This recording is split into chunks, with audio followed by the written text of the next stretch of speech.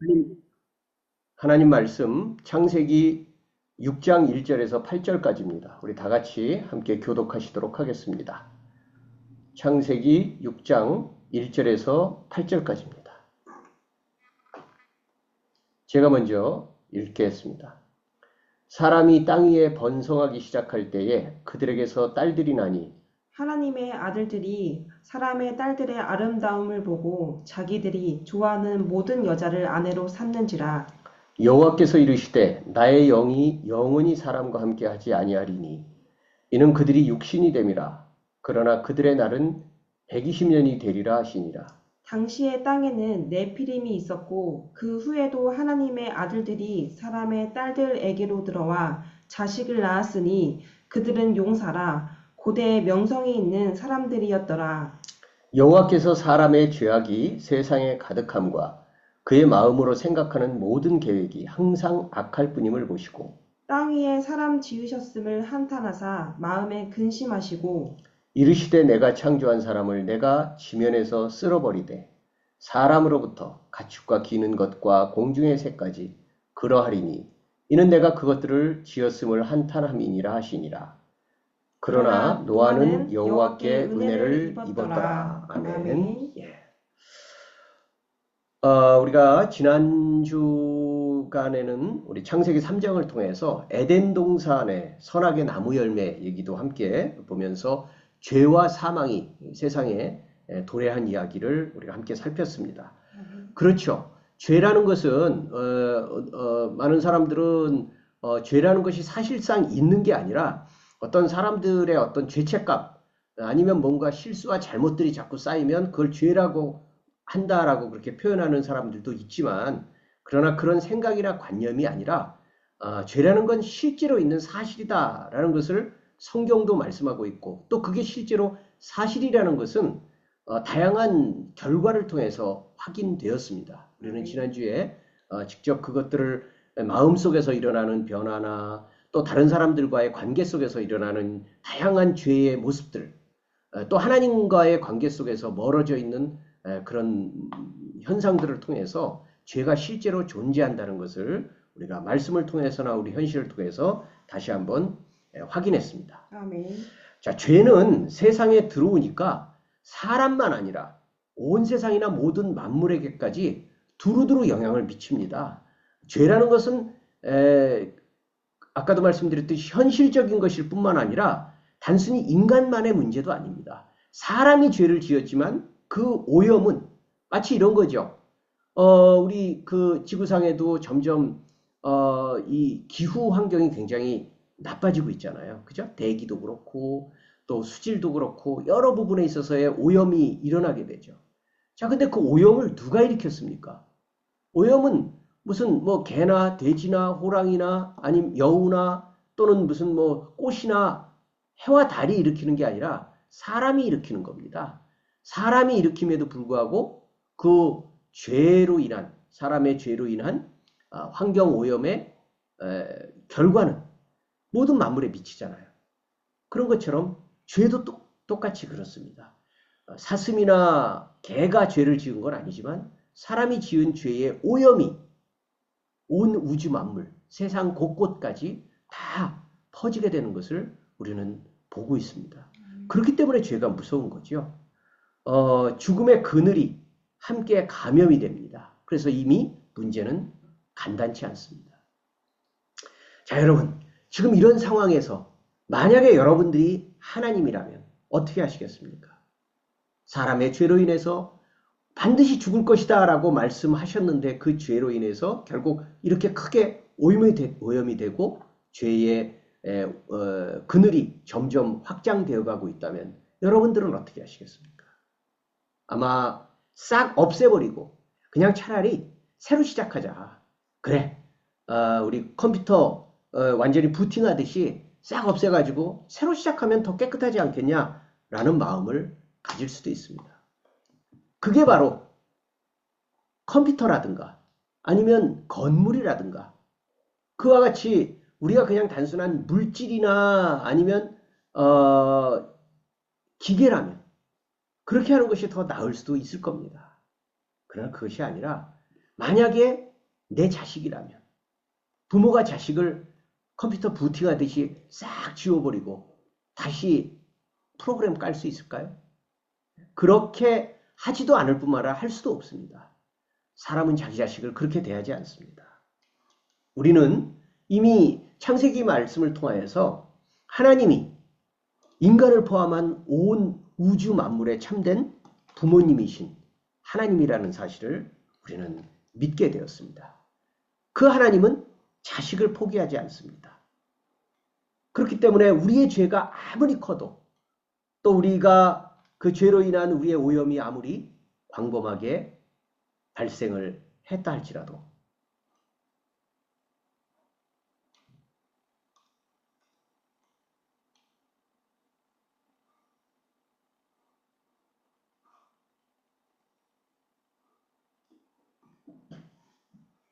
집사님도 아예 못 듣는 거예요? 이렇게 끊어지면? 네, 네.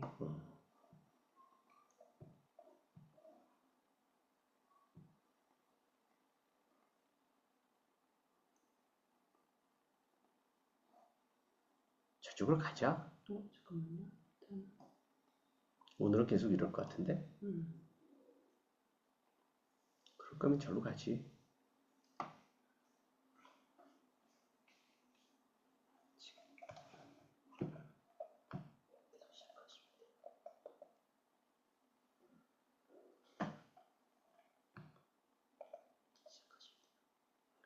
그렇게 되면 모든 것을 다시 시작하는 것이 낫겠다고 생각하지만 그러나 하나님은 죄보다 더 크신 분이고 하나님의 은혜와 사랑은 죄인의 죄보다 훨씬 크기 때문에 그게 바로 우리가 기대할 수 있는 유일한 소망입니다. 여기에 우리의 소망이 있습니다. 하나님은 반드시 세상을 바로잡고 회복하고 구원하실 것이라고 약속해주고 계시고 우리는 그것을 확인하고 있습니다. 그러나 여기서 우리가 두 가지를 명심해야 됩니다. 첫째는 하나님이 아무리 세상을 고치시기 원하시고 회복하기 원하신다 할지라도 절차와 과정이 있습니다. 우리는 순식간에 그게 그냥 짠하고 변화되기를 바라지만 순서와 과정과 절차가 있습니다. 그거는 뭐가 관련이 있느냐 하면 회복과 구원은 타락했지만 여전히 사람의 협력을 기대하고 있다는 겁니다. 그러니까 아까 얘기했듯이 우리가 기계를 다시 재부팅할 때 우리가 컴퓨터를 다시 재부팅할 때는 컴퓨터와 무슨 대화를 하거나 상의를 하지 않습니다. 그냥 내가 일방적으로 껐다가 다시 켜면 됩니다. 그러나 사람은 그렇지 않습니다. 사람은 반드시 하나님은 죄를 없애서 당신의 세계를 다시 회복하시는데 사람의 뜻과 협력을 구하십니다. 이게 바로 인격으로 대하신다는 뜻입니다. 하나님은 상호 관계적이신 분입니다. 하나님 자신이 인격적이신 분이기 때문에 사람을 인격으로 만드신 다음에 사람과 함께 그 일을 협력하기 원하십니다. 그래서 저와 여러분과 같은 그리스도인들이 먼저 하나님과 협력해서 세상을 바로잡고 회복하고 죄를 극복해 나가는 것들이 필요한 이유입니다. 자, 이제 우리는 창세기의 말씀을 통해서 하나님께서 그 일을 회복의 원대하고 크신 구원의 사역을 어떻게 시작하고 이루어 가시는지를 우리가 살펴보기를 원합니다. 자, 오늘은 우리가 성경의 여러 군데를 함께 살펴볼 겁니다. 창세기 4장, 5장, 6장입니다. 먼저 4장의 이야기는 여러분들 잘 아시는 가인과 아벨 이야기입니다. 아마 가인과 아벨 얘기도 심지어는 교회를 다니지 않는 사람들조차도 이야기를 대충은 들어볼 만큼 굉장히 유명한 이야기입니다. 두 형제가 있었습니다. 형은 가인입니다. 형은 농사꾼이었고 또 아벨, 동생은 양치기였습니다. 그런데 이 두 형제가 다 하나님께 예배를 드리기를 원했습니다. 성경 4장을 읽어보면 가인은 자기의 해오던 대로 습관대로 농사를 짓는 사람이니까 농산물 소출대로 그것으로 하나님 앞에 드렸고 또 아벨은 자기의 양의 특별히 첫 새끼를 정성껏 드렸다라고 하는 표현이 약간 다른 그런 표현이 나옵니다. 그런데 하나님께서 형 가인의 제사는 받으시지 않고 동생 아벨의 제사만 받으셨습니다. 형은 너무 화가 났습니다. 아니 도대체 나도 예배를 드렸는데 나도 하나님께 제사를 드렸는데 왜 동생 것은 받으시고 내 거는 안 받으시는가? 하나님께 분노가 일어났지만 하나님께 그것을 할 수 없으니까 몰래 가인을 쳐 죽였다라고 그렇게 성경은 기록하고 있습니다. 그리고 여러분들 알다시피 가인이 처음으로 살인을 하는 장면이 창세기에 기록됐는데 그 창세기에서의 첫 번째 그 살인은 더구나 형제 사이에 일어난 살인이었습니다. 하나님께서 그것을 아시고 가인에게 분노하시고 결국은 가인이 하나님 앞에서 쫓겨나게 됩니다. 그리고 가인이 도망갈 때 가인이 두려워하니까 너를 죽일 사람은 없을 것이다. 만약에 너를 찾아내서 죽이는 사람이 있다면 내가 그에게 7배의 벌을 더할 것이다. 라고 하는 약속을 해주면서 그 가인을 쫓아냅니다. 그리고 17절을 보면 4장 17절을 보면 도망간 가인이 도망간 곳에서 성을 쌓습니다. 성이라는 게 뭡니까? 방어잖아요. 누군가 외적으로부터 나를 방어하겠다는 게 성이잖아요. 그러니까 이미 가인의 마음속에 살인 후에 두려움이 생기는 겁니다. 내가 동생을 죽였던 것처럼 누군가 다른 사람도 나를 죽일지 모른다 라는 그 마음이 성이라는 하나의 제도, 하나의 어떤 문명으로 발전이 된 거죠. 그리고 이 가인은 성을 쌓고서 자기 아들의 이름, 에녹이라는 아들이 있었는데 그 아들의 이름으로 에녹성이라고 이름을 명명합니다. 자, 이제 그 이후의 말씀은 계속 가인의 후손들이 자식을 낳고 또 자식을 낳고 번성하고 우리가 생육하고 번성하라는 그 말씀처럼 가인도 자식을 계속 낳아서 번성하는 장면이 나옵니다. 이 부분을 우리가 함께 읽어봤으면 좋겠습니다. 우리 4장 20절에서 22절까지입니다. 창세기 4장 20절에서 22절입니다. 자, 우리 다 같이 읽습니다. 아담은 야발을 낳았으니 그는 장막에 거주하며 가축을 치는 자의 조상이 되었고 그의 아우의 이름은 유발이니 그는 수금과 퉁소를 잡는 모든 자의 조상이 되었으며 실라는 두발 가인을 낳았으니 그는 구리와 새와 여러 가지 기구를 만드는 자요 두발 가인의 누이는 나아마였더라. 네, 그렇습니다. 뭐 우리가 자세하게 이게 무슨 얘기인가 확인이 잘 마음속에 받아들이지 이해가 안 될지라도 어쨌든 지금 이게 다 가인의 자손들입니다. 가인이 자식을 낳고 또 자식을 낳고 또 자식을 낳고 번성해 가고 있는데 그 자식들이 뭔가 하나 굉장히 유명한 거예요. 어떻게 유명해요? 야발이라는 사람은 장막에 거주하며 가축 치는 자의 조상이 되었다. 또 그 아우 이름은 유발인데 그는 수금과 퉁소 잡는 모든 자의 조상이다. 실라는 두발 가인을 낳았는데 그는 구리와 새로 여러 가지 기구를 만드는 자고 두발 가인의 이름은 나아마였다. 뭔가 계속 무엇에 대한 조상이 되고 무엇에 대한 조상이 되고 그렇습니다. 가인의 후손도 아무리 죄인의 후손이라 할지라도 하나님의 축복 가운데 계속 생육하고 번성하고 땅에 충만하게 되었습니다. 그러면서 문명을 계속 발전시켜 나간다는 거예요. 문명이 계속 발전해 나가는 거예요. 자, 그런데 이 가인의 후손의 문명은 특징이 하나 있습니다. 자, 그 특징이 뭘까요? 바로 그 다음에 이어지는 23절과 24절의 말씀인데 요거는 제가 메시지 성경이라고 조금 쉬운 성경으로 읽어드리겠습니다. 라멕이라는 사람이 이렇게 말하는 얘기를 들어보십시오. 라멕이 자기 아내들에게 말했다. 아다와 신라는 자기 아내들입니다. 아다와 신라는 내 말을 들으시오. 라멕의 아내들이여 내 말에 귀를 기울이시오.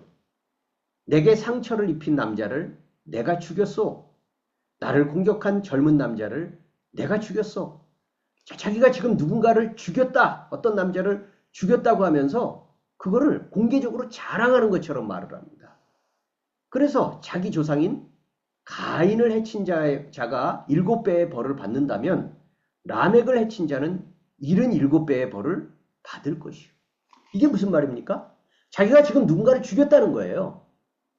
자, 근데 각이 죽였다 그러니까 벌써 좀 전에 우리가 말씀 나눴듯이 그 자기의 조상인 가인이라는 사람이 이미 형제, 자기 동생을 죽였잖아요. 그랬을 때 만약에 이 죽음의 대물림이 되면 되지 않기 때문에 하나님이 막으신 거죠. 너를 해치는 사람이 있다면 7배의 벌을 내릴 것이다. 그런 일은 안 생길 것이다. 라고 그렇게 약속해 주었는데 이 지금 라멕이라는 사람은 자기가 누군가를 죽여놓고 그 죽인 것 때문에 그 사람이 나를 또한 죽이면서 보복을 하게 되면 하나님이 우리 조상인 가인은 7배의 벌을 주었다면 아마 그 사람은 77배의 벌을 받을 것이다. 이 말은 한편으로는 자기의 살인죄를 자랑하면서 나는 이런 사람이다 라고 자랑하면서 그럼에도 불구하고 하나님이 나를 지켜주실 것이다 라고 하면서 얼토당토않게 하나님이 나의 죄를 인정해 주실 거다라는 그런 식으로 말을 하는 거예요. 자, 이게 가인의 후손, 가인의 자손의 문명의 발전의 특징이라는 겁니다. 네, 발전합니다. 문명이 계속 발전해요. 기술 문명이 발전하고요. 오늘날 우리처럼 기술도 발전하고 또 뭡니까? 지식도 많아지고 또 살기도 편해지고 점점 발전해집니다. 그런데 사람은 점점 악해지는 거예요. 자기가 죄를 지은 것을 숨기지는 못할 망정 공공연하게 드러내면서 자랑하는 그런 문명이 번성하게 되었다는 겁니다. 이게 바로 가인의 후손의 모습입니다. 자, 그런데 여기에 대해서 하나님이 또 하나의 대안을 만드십니다. 4장 역시 25절, 26절입니다. 오늘 가지고 성경 갖고 계시면 또 우리 찾아서 함께 읽겠습니다. 오늘은 성경을 조금 많이 읽어보려고 합니다. 4장 25절, 26절입니다. 시작. 아담이 다시 자기 아내와 동침하매 그가 아들을 낳아 그의 이름을 셋이라 하였으니 이는 하나님이 내게 가인이 죽인 아벨 대신에 다른 씨를 주셨다 함이며 셋도 아들을 낳고 그의 이름을 에노스라 하였으며 그때 사람들이 비로소 여호와의 이름을 불렀더라. 예, 그렇습니다. 아담과 하와가 가장 먼저 낳은 자식은 가인과 아벨이었는데 형인 가인이 아벨을 쳐 죽였죠. 그리고 가인은 어떻게 됐어요? 그 죄로 인해서 하나님 앞에서 쫓겨났죠. 그러니까 아담과 하와에게 있어서는 다시 자식이 없는 거예요. 근데 하나님의 은혜를 주셔서 가인과 아벨 대신 자식을 주셨어요. 그 이름이 뭐라고요? 셋이죠. 방금 우리 봤죠? 25절에 보면 셋을 주셨다. 다른 씨를 주었다. 그러니까 다시 말한다면 가인의 후손이 아담과 하와를 떠나서 저 멀리 가서 계속 저런 문명들을 발전시키지만 그의 특징이 죄로 드러났다면 또 다른 자식을 주어서 셋이 태어났는데 이 셋의 가문도 역시 생육하고 번성하겠죠. 그런데 이 가문의 특징이 나타나고 있습니다. 뭐예요? 26절에 우리가 읽었잖아요. 그때 사람들이 비로소 누구 이름을 불렀다고요? 여호와의 이름을 불렀다. 이제 이 사람들은 여호와의 이름을 부르는 가문의 전통이 시작이 되는 겁니다. 자, 그러면서 또 이제 우리 이 가문의 이어짐을 계속 살필 텐데 이번에는 우리가 5장으로 넘어갑니다. 5장 21절. 자, 뭐 계속 후손들의 이름들이 나오는데 그 중에서 이제 눈에 띄는 중요한 특징만 보는 겁니다. 21절에서 24절입니다. 같이 읽습니다. 시작. 에녹은 65세에 무드셀라를 낳았고 무드셀라를 낳은 후 300년을 하나님과 동행하며 자녀들을 낳았으며 그는 365세를 살았더라. 에녹이 하나님과 동행하였더니 하나님이 그를 데려가심으로 세상에 있지 아니하였더라. 그렇습니다. 자, 우리 지금 또 읽었습니다. 아까는 이제 세세 후손의 특징이 세 시대 때부터 사람들이 비로소 여호와의 이름을 불렀더라. 그랬는데 우리 지금 21절부터 24절까지 읽은 본문에서는 뭐가 눈에 두드러지게 나타나죠? 어떤 표현이 있죠. 낳았고 자녀. 반복되는 게 있죠. 22절과 24절 사이에. 뭐가 반복되죠? 무슨 표현이? 300년을 하나님과 동행하였다. 24절도 에녹이 하나님과 동행하였다. 하나님과 동행하는 사람들이에요. 네, 하나님과 동행한다. 동행한다는 게 뭐죠? 함께 사는 거예요. 함께 걷는 거, 함께 살아가는 거예요. 여러분, 가족이라는 게 뭐예요? 함께 사는 거잖아요. 동행하는 거예요. 네, 마찬가지로 하나님과 함께 사는 거예요. 그러니까 이 셋의 후손의 특징은 가인의 후손과는 다르게 하나님과 동행하는 삶을 사는 거예요. 그러니까 대비되죠. 자, 그런데 이렇게 타락 이후에 인류는 크게 보면 두 문명의 길을 걷고 있어요. 하나는 계속 문화적으로나 문명적으로나 지식이나 기술 문명이나 모든 것들이 발전해 가요. 계속 좋아지는 것 같아요. 그런데 하나님을 떠나 살아요. 하나님을 마음속에나 삶 속에 인정하여 받아들이지 않고 자기 마음대로 하고 싶은 대로 사는 가인의 후손과 같이 살 수 있고, 또 하나의 사람들은 어때요? 네, 똑같이 생육하고 번성하며 땅에 충만하는데 그 사람들의 특징은 단순히 문명을 발전시키고 뭐 좋은 안락한 집에서 살고 이런 것보다도 그들의 삶 속에 가장 중요한 것은 하나님과 동행하는 겁니다. 하나님을 그들의 삶의 삶 속에 항상 붙들고 살아가는 겁니다. 자, 여러분, 그래서 우리는 이 두 문명이 가인의 후손의 문명과 셋의 후손의 문명이 딱 갈라지게, 그렇게 완전히 갈라지게 그렇게 발전해서 오늘 우리까지 이룰 것이다. 이렇게 생각하기 쉽죠? 그런데 또 세상 이치가 그렇게 간단하지는 않습니다. 그렇게 믿음의 길과 불신앙의 길이 딱 갈라져서 완전히 나뉜다 라고 생각하는 것보단 사실 복잡해요. 자, 어떻게 나타나는지 이번에는 우리가 6장으로 넘어갑니다. 창세기 6장입니다. 우리 창세기 6장 1절에서 2절입니다. 1절, 2절 같이 읽습니다. 시작. 사람이 땅 위에 번성하기 시작할 때에 그들에게서 딸들이 나니 하나님의 아들들이 사람의 딸들의 아름다움을 보고 자기들이 좋아하는 모든 여자를 아내로 삼는지라. 예, 여러분, 이거는 하도 고대의 이야기이기 때문에 오늘날 이 표현들이 정확하게 뭐를 얘기하는 건지, 뭐 오늘날 우리 뭐 과학적 사고방식, 뭐 어제 뭐 대통령 선거를 준비하기 위한 유세장에서 무슨 일이 일어났다 이런 것처럼 이렇게 사실적으로 정확하게 알 수는 없습니다. 그러나 대충 느낌으로 알 수 있는 부분이 있죠. 여기서 표현하고자 하는 건 뭐예요? 하나님의 아들들이 사람의 딸들의 그저 뭐예요? 아름다움을 보고, 다시 말한다면 그 사람들이 정말 하나님의 마음에 합하는지 안 하는지, 그 결혼을, 그 함께 사는 것을, 함께 동행하는 것을 하나님이 정말 기뻐하시는지 이런 거 살피지 않고 그저 눈에 좋은 대로, 아유, 나는 이 남자가 좋아, 나는 이 여자가 좋아, 그런 기준으로 마음대로 자기 좋아하는 모든 여자를 아내로 삼는지라. 근데 누가요? 하나님의 아들들이. 그럼 이 하나님의 아들들이 정확하게 정체가 뭐냐?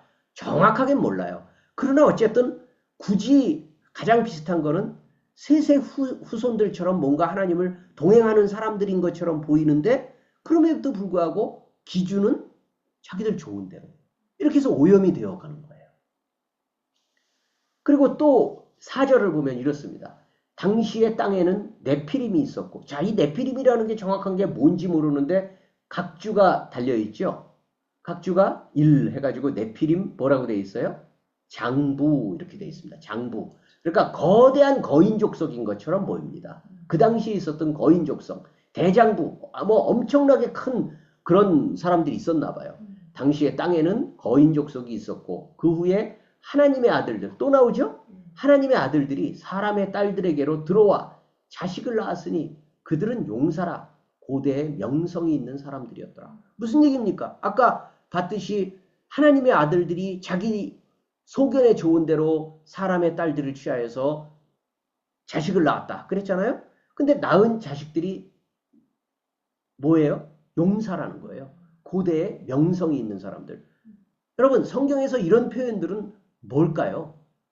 뭐 훌륭한 장군이다. 이런 좋은 긍정적인 표현이라기보다는 다시 말하면 호되는 멀쩡한데 뭔가 속이 비어있는. 다시 말하면 자기의 육체적인 힘과 어떤 권세 이런 것만 의지하는 아주 하나님과 멀어져 있는 세상적인 그런 영웅들을 표현하고 있는 겁니다. 자, 어때요? 자손들 사이에 하나님을 믿는 하나님의 백성들과 하나님을 알지 못하는 그 자손들이 완전히 나뉘어져서 사는 것 같지만 세상살이가 그렇지 않은 거예요. 서로 섞여가면서 뒤죽박죽 섞여가면서 어떨 때는 정말 이 사람이 하나님 믿는 사람이야? 라고 의심이 되기도 하고 또 어떤 경우는 전혀 하나님을 모르는 사람이라고 생각했는데 그 사람들의 행함이나 삶을 보면 하나님을 믿는 사람들보다 더 나게 보일 때도 있는 거예요. 그런 것처럼 이런 뒤죽박죽한 복잡한 섞임들이 존재한다는 겁니다. 자, 이거 너무 어렵죠. 쉽지 않습니다. 그러면 이 정도쯤 되면 우리 같은 사람들은 포기합니다. 실증이 나요. 아이고 뭔가 가르쳐서 될 일이 아니다. 아까 처음에 얘기했었죠. 죄가 풍성해지고 난 다음에 여러분들은 어떻게 선택하시겠습니까? 그러면 우리 같은 성격에는 그냥 당장 갈아엎자. 새로 시작하자. 다 재부팅해가지고 다 없애버리고 새로 깔자. 이런 식으로 가겠지만 은혜가 풍성하고 사랑이 많으신 하나님은 어떻게든 기다리시고 참고 인내하셔서 다시 사람을 붙들어 주신다라고 말씀을 했는데 이런 일들이 반복되면 하나님이라도 포기하실 것 같잖아요. 그러나 하나님은 여전히 포기하시지 않습니다. 포기하지 않고 여전히 그 중에서 의인을 또 찾아내십니다. 뒤죽박죽 섞이고 도무지 여긴 소망이 없어 라고 생각하는 그 와중에서도 하나님은 또 의인을 찾아내셔요. 그래서 새로운 영적인 가문을 일으키십니다. 자, 그 사람이 유명한 사람입니다. 바로 6장 8절 9절입니다. 우리 좀 전에 읽었었던 본문이긴 한데 우리 다시 한번 찾아서 읽어봅니다. 8절 9절 같이 읽습니다. 시작. 그러나 노아는 여호와께 은혜를 입었더라. 이것이 노아의 족본이라. 노아는 의인이요 당대의 완전한 자. 그는 하나님과 동행하였으니. 자, 노아는 여호와께 은혜를 입었다. 여호와께 은혜를 입었다라는 표현이 나오죠. 그리고 또 아까 우리가 셋의 후손을 읽을 때 나왔던 표현이 또 나오죠. 9절에서. 하나님과 동행하였다. 그래요. 이제는 물줄기가 맑은 물은 끝났다. 이젠 다 오수, 폐수밖에 없구나 라고 생각할 때 하나님은 또다시 맑은 물을 흘려보내셔요. 그 사람이 누구라는 거예요? 노아라는 거예요. 노아를 통해서 또 다른 후손을 일으키십니다. 18절입니다. 그러나 노아는 내가 내 언약을 세우리니 너는 내 아들들과 내 아내와 내 며느리들과 함께 그 방주로 들어가고 우리가 잘 알고 있는 방주를 지어라. 그래서 내 하나님의 약속을 믿는 사람들은 다 들어가도록 초청하여라 라고 말씀을 하셨는데 초청을 들어요 안 들어요? 사람들은 초청을 안 듣죠. 농담처럼 여기죠.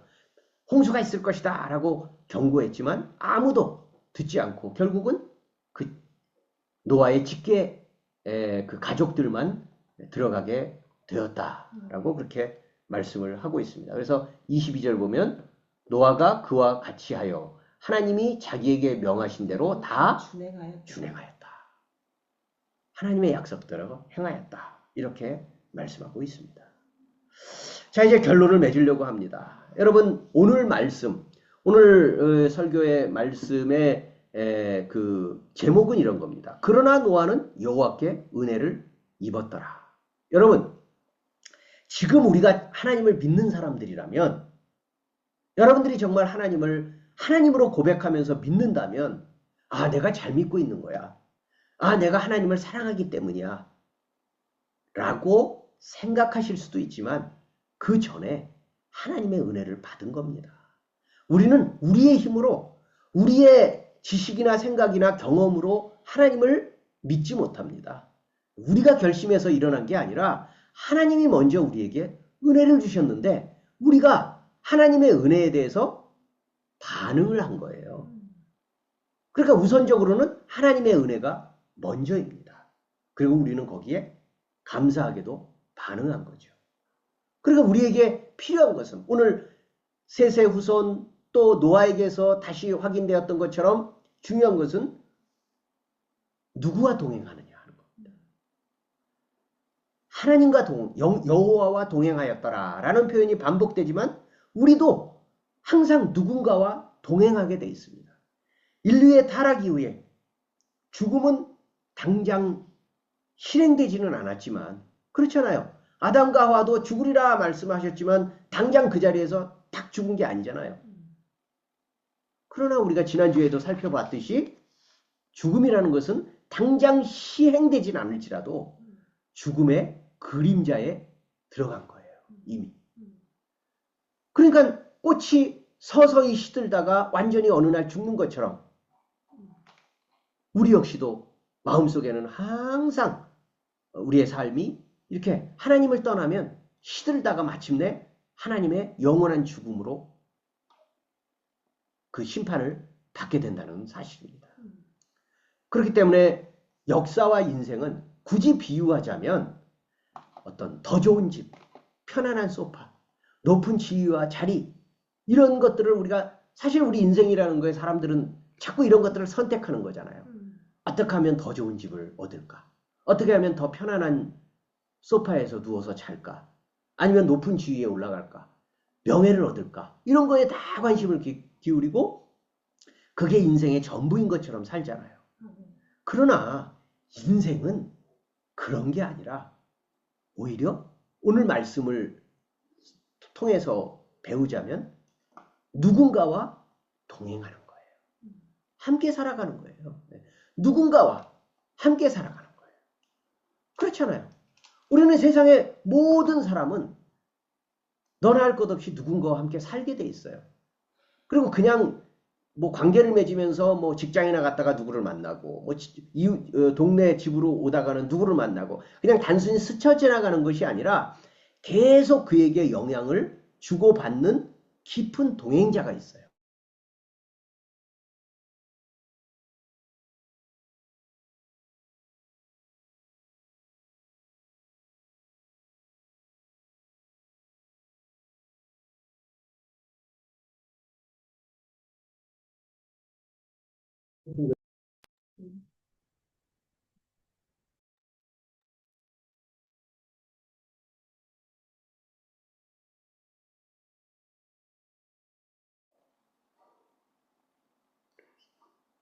녹화 다시 눌러요? 아니.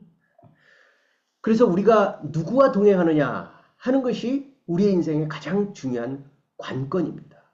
자, 이제 여러분들 이 말씀을 마치면서 여러분들에게 다시 묻습니다. 우리는 한 주간 이것을 기억하면 좋겠어요.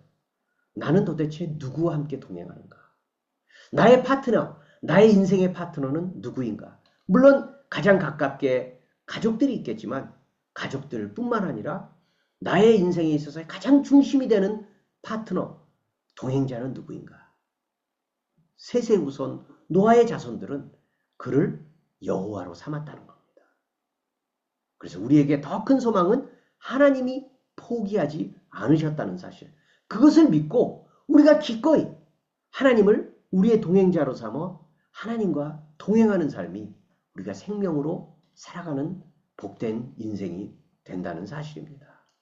우리와 함께 하시는 결정적인 개입하신 예수 그리스도를 믿음으로 살아감으로 인해서 우리 안에 풍성함과 더 깊은 생명의 그 물줄기들이 모든 생애 속에서 더욱 확인되며 또 분명하게 나타나기를 소망하는 마음으로 여러분들 한 주간 동안도 하나님과 동행하고 하나님과 함께하는 귀하고 복된 한 날이 되시기를 예수님의 이름으로 축원합니다. 아멘. 아멘.